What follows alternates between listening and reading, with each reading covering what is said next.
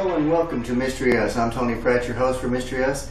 And today on the program we have a very interesting guest, Blake Fontenay. He is the author of The Politics of Barbecue. He has been called the Tolstoy of Pork. Welcome to Mystery Us, Blake. Thank you. Glad to be here. Now, how did you become an author? Well, where did that all start? Actually, my father was an author, and for years that was something that I never really thought I could do. My father was an author, and he also worked for the newspaper here in Nashville, the Tennessean, for most of his career.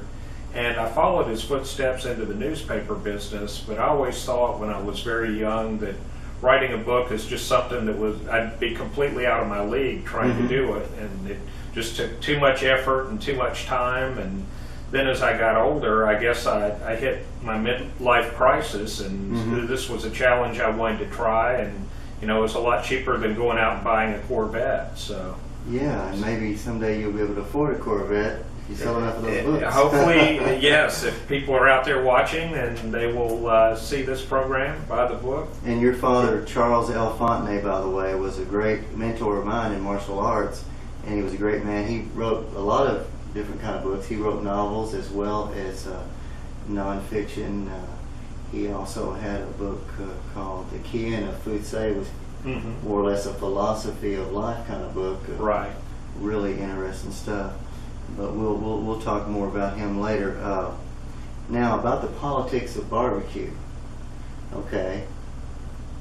It really is a political satire, right? It is. It's kind of a statement on how we do things in the South, or Memphis specifically, the unique flavor of politics and how barbecue plays into all that.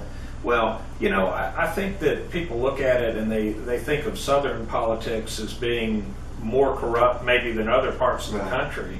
But at the same time, I drew from a lot of sources when I was coming up with this story, and actually Providence, Rhode Island, believe it or not, there was a book about a former mayor there, and this was nonfiction, but I learned a lot from reading that book about a lot of the things that he did allegedly to enrich himself while he was mayor, and so I think that there's corruption in politics everywhere. Oh, yeah.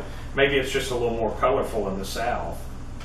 Right, we're a little more honest and open about it, or it gets revealed in ways around here that it doesn't get revealed other places. Now, you actually lived in Memphis and worked as a reporter for the the Commercial Appeal. Commercial Appeal for 10 years. So you pretty much know about Memphis.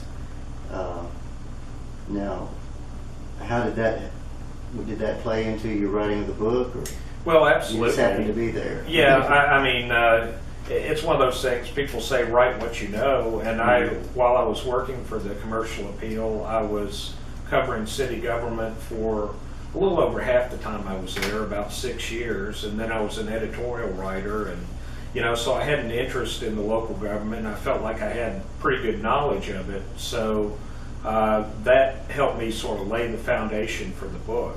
And I'm often asked if the book is based on characters from my experiences, and it is a work of fiction, but it's something you draw from your experiences in real life. Right, so it might have pieces of real life characters here and there. Yeah. But I would say that it's not. There's no character in there that is solely based on one person in real life. They draw traits from real people and from other experiences I've had, things I've heard from other reporters, that sort of thing. Very cool. You've gotten a lot of rave reviews. One of them says that Fontenay's prose is silkier than a sow's ear. Another one, barbecue and politics have one thing in common: both can be messy. And nowhere is barbecue more famous or politics more strange than in Memphis, Tennessee. Now, how is it strange? Well, I think that particularly, people from other parts of the state, now that I live here in Nashville and I travel to other parts of the state, and people hear I'm from Memphis, that they just view Memphis as sort of like a place unto its own. It's just the government and their perception operates a lot differently. It's just a different way of doing things over there, I think. Yeah, and in the book itself, your character, Mr. Pig, what's his slogan? Well, he had a couple during the campaign. My favorite was after he won the election, his saying was, "I'm happier than a pig in mud." Right. So. The other one was, no one cuts pork better than Mr. Pig. Right. That was one of his campaign slogans. Yeah. I got to go a little crazy with the pig puns in this book. So. Yeah, the whole pig family. But your book is not just for political junkies. I mean, it's a novel. What is the inspiration for the book? If it's not so much real characters necessarily. What made you say, "Hey, I just need this book needs to be written"? Well, in the story, it centers around Mayor Pig and his efforts to try and build a barbecue hall of fame in Memphis. Right. And so, one day I was thinking about, why doesn't Memphis have its own barbecue hall of fame? I mean, it seems like kind of a natural, and you can look on the internet, there are hall of fames for surfing and all kinds of obscure things, and there's not one, to my knowledge, for barbecue. And I said, well, wouldn't that be something that would be a project Memphis would be interested in? And then I got to thinking about it a little bit more, and I thought, well, okay, it might be something Memphis would be interested in, but what would be the problems? What kinds of political issues would come out of that? And so that's how I kind of got started on the story. And the cover of the book is really cool looking. It's got a sign that says B.B. King's Company Store, which is a real store that B.B. King has, right? Is it a music store? Or? It's a restaurant, and it's the book cover is actually taken from a photo of Beale Street, the actual Beale Street, and the little sign, the pig sign that is on there, is something that artists came up with and superimposed on there. But that's an actual scene from. But it's on the backdrop of Beale Street. In fact, yeah, and we'll show that cover here.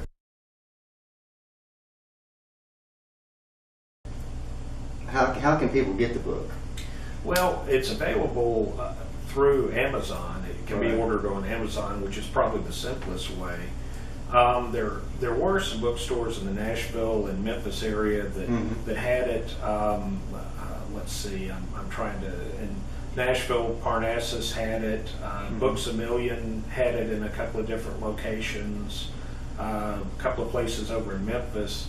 And I don't know, they circulate their stock, and the book came out last September, so I don't know if you would find a copy on the shelves there. You could probably order it from a bookstore or just order it online, and that's probably what's simplest for most people, because you just go to Amazon and search for The Politics of Barbecue, and it'll pop right up. Is it on Kindle also? Or? I'm not sure if there's a Kindle version. I think that was discussed. My publisher had mentioned that at one point, and I don't know if they actually have followed through with that. So I'm more of a hard copy book reader, so I haven't really looked into that. Yeah, it's real easy to get it up on Kindle too. I forget the name of the website. There's a website where you can put your book on Kindle real easily, and on Amazon as a paperback.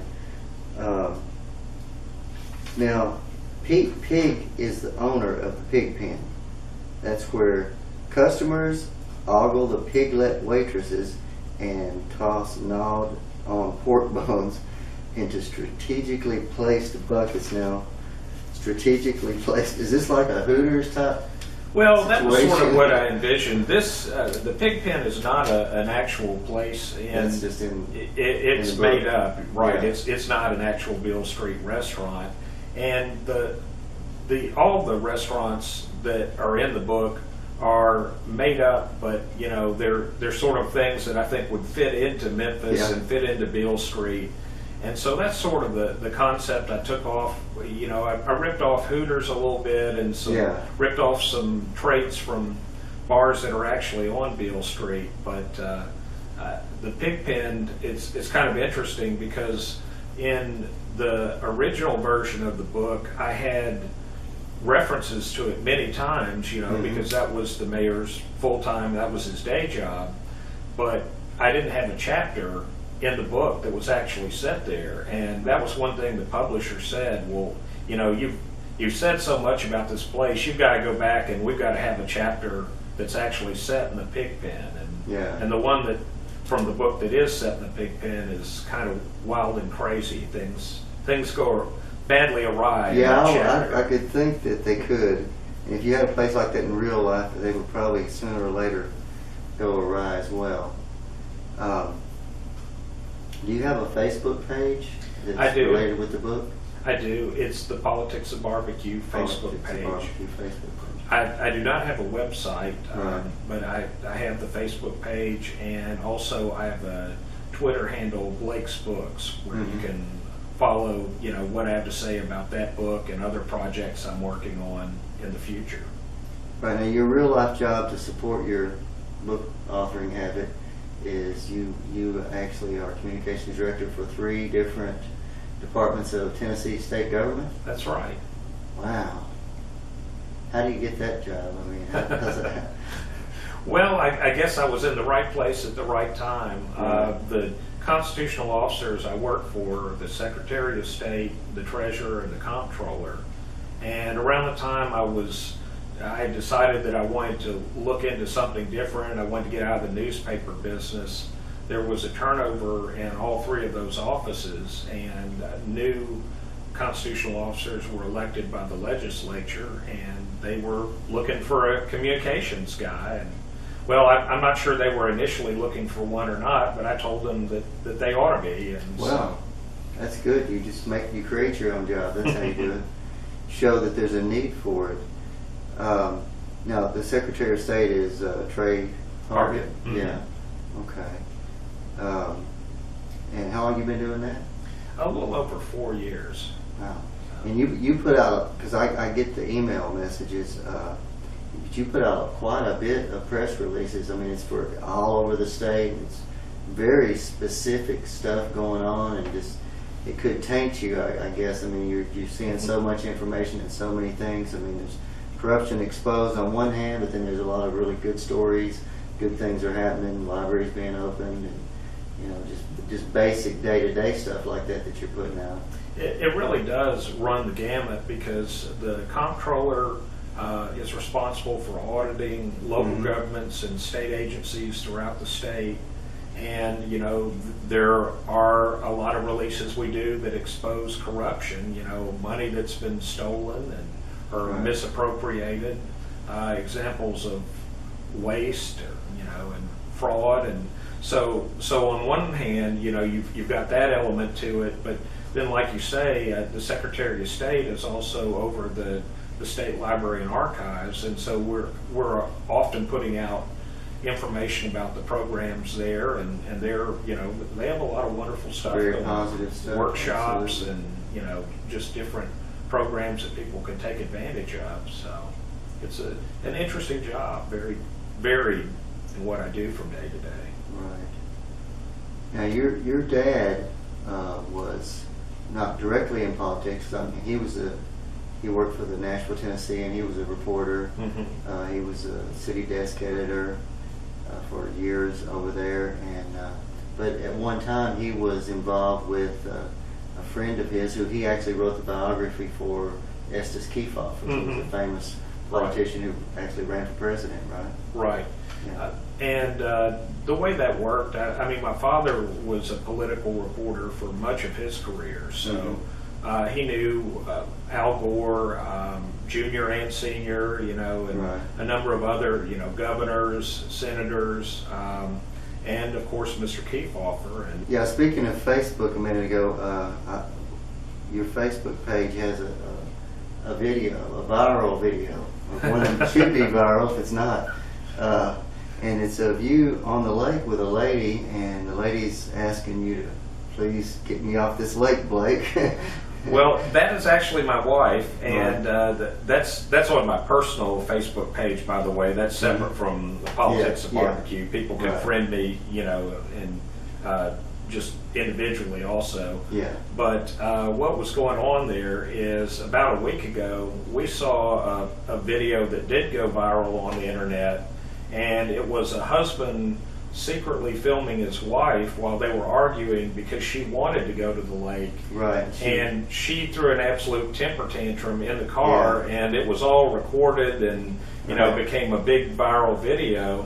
And so we were out on the lake on our boat, and we were like, well, you know what? Let's do the counterpoint to that, where, she is trying to get me to get her off the lake, and I'm not cooperating. And the funny thing about it is, we thought everybody would have seen the first video and would have got what we were up to, but there have been a couple of people who saw the video and said, Blake, she's going to kill you if you don't watch out.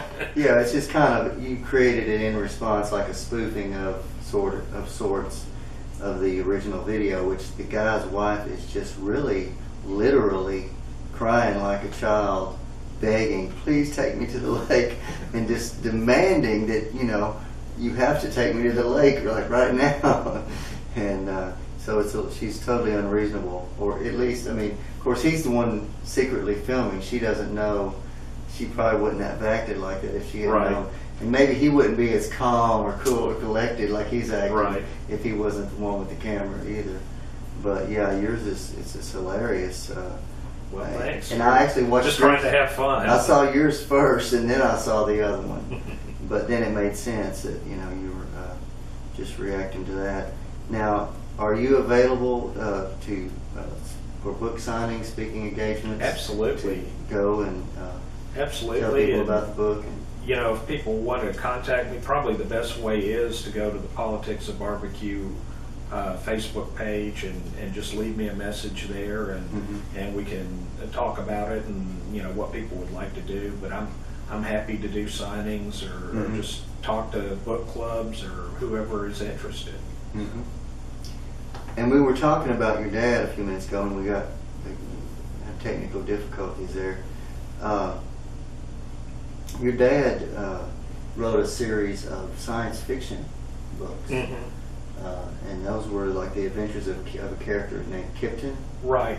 That was something that he did. He did a lot of different types of books, as you mentioned, but science fiction was really his specialty. And when he was young and just sort of getting started, and before he had me and my sister and, had to really think about family, he had done a number of science fiction novels, and then he sort of put that aside for years. And then when he retired, he wanted to get back into writing, and the way he did that was with these books, the Kipton books, which are about a girl, who's, just a young teen girl, and she's in an environment where, she's in outer space, and, it's a fictional. Right, he's just a very creative genius, as far as reporting, biography on Estes Kefauver is everywhere in libraries, and it's an amazing book. But as far as just he's just an amazing person. Let's put it this way: there were no other 54-year-old men hanging down there in East Nashville with all the young, black belts that were really, had an undefeated team for 22 years. And of course, he was part of that team. He was actually our instructor's first student in America. He was the first guy, but he definitely had his own style and was a colorful character. He was. And he was well beloved and will be missed greatly by all the people who knew him, through martial arts and otherwise, I'm sure. In the book, do you discuss your own political views, or are your views infused in there, or is there a point of view? I think that it's not a partisan book. I don't think it's really Democratic or Republican. I think it's more an effort to point out that this type of corruption exists at all levels or can exist at all levels of Yeah. government, and you have to be vigilant for that. Mhm. And so I think if there's a sort of a broader message that I hope people take away from it, it deals more with getting involved in your community, because toward the end of the book, there's one character who really has to make a decision about whether he wants to step forward and get involved in trying to stop what's going on. And so, I think that that's more the message I would take, rather than trying to put out a particular political point of view. It's more just about being aware of what's going on in your local government, Right. and getting involved, finding ways you can make your community a better place. Yeah. Now, what are your plans for the future? Is there going to be another Politics of Barbecue 2, or a different project entirely? I don't really have plans for a sequel. Right Yeah. now, I have rewritten a manuscript that I had worked on before the Politics of Barbecue that's really a different kind of story. It's more of an adventure thriller that's set in Minnesota. Right. And I'm trying to shop that around and see what the interest is in that. And I've also got another manuscript I'm maybe half of the way through that's a similar type of story as the Politics of Barbecue, but it's not a sequel per se. It's set here in Nashville, and it's about Nashville pursuing a Major League Baseball team. So, and what is involved in trying to get a Major League franchise to come to your city. Yeah. I wonder what it would be called. I mean, there's so many. Of course, we've got the Sounds, which is what's that? A farm team for the Cincinnati. I think they're Reds? the Brewers now, the The farm Brewers. team.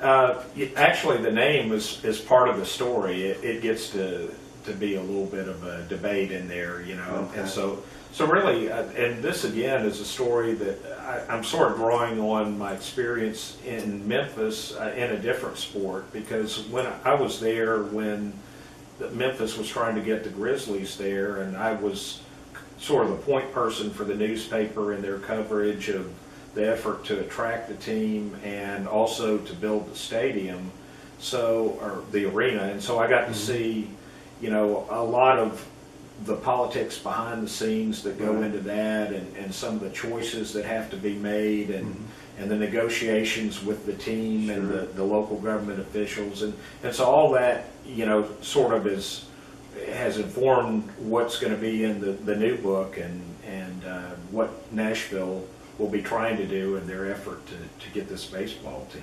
So is Graceland anywhere in the book? The new book, I don't think so. I think No? we're free from. But it is in Politics of Barbecue. Oh yeah, I had to have a scene there, Right. and it's actually kind of a risque scene, so it's. I just couldn't completely leave Elvis's home out of a story about Memphis. Right. So is Lisa Marie in there?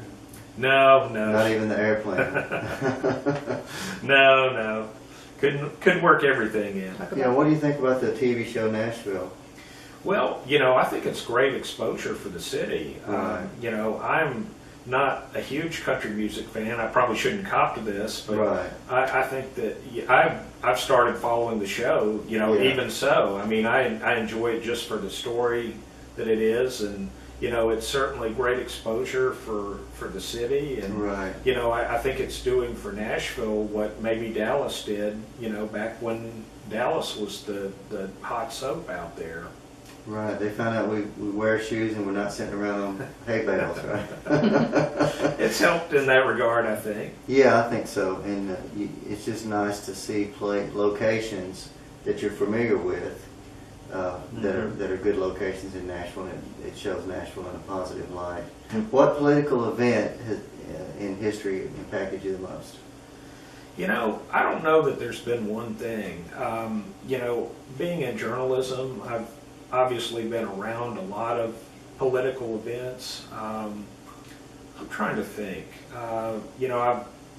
Very early in my career, I got to meet Governor McWhirter and Governor Alexander, and of course I was around my father, so I was always pretty interested in politics. I don't know if there was like one single event that really turned on the interest level for me, because I think it was always kind of there.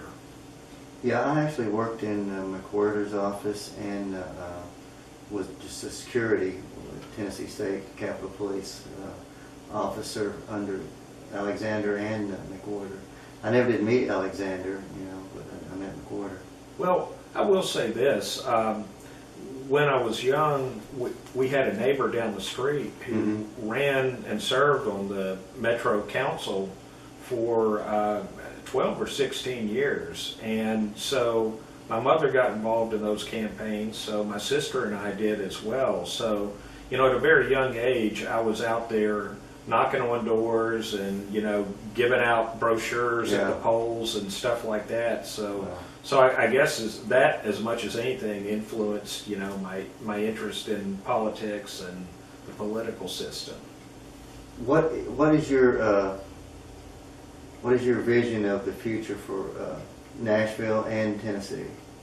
Well, I think Nashville is really growing. It's amazing because I'm a native of Nashville, but I moved away for a long time. I'd been in Florida and California and Memphis for years, and I've sort of completed the circle back here. And it's so interesting because the Nashville I remember as a kid is a lot different from Nashville right now. I mean, somewhere along the way, Nashville grew up and got cool, and so it's nice to see that, and I think that will probably continue. I think that Nashville in particular is going to continue to grow, and the suburban areas around it, and so I really think that it's going to be a city to watch for years to come. Right, and it's always been Music City. It's not just been country music city. I mean, it's all kinds of music here. I mean, B.B. King has a place here on 2nd Avenue. But one thing I would say about music, I mean, you don't have to appreciate a particular, you don't have to like country or blues to recognize the value that it has. I mean, it brings money into this economy. Oh, yeah. And so, even if, you're not a huge Taylor Swift fan, you ought to be glad that this is the center of country music recording. We wouldn't want it to go anywhere else. No. So. No, we just need more music, and actually, Nashville got its name Music City, not from country music. You know where the name came from originally? Where's that? From the Fisk Jubilee Singers. I did not know when they that. first started traveling around the country, they started telling them, well, you just come from music. It's a music city, So somehow that stuck from a newspaper report, and then all of a sudden Nashville was Music City. I learned something new today. Well, Blake, thanks for being our guest on Mystery Us. Glad to do it.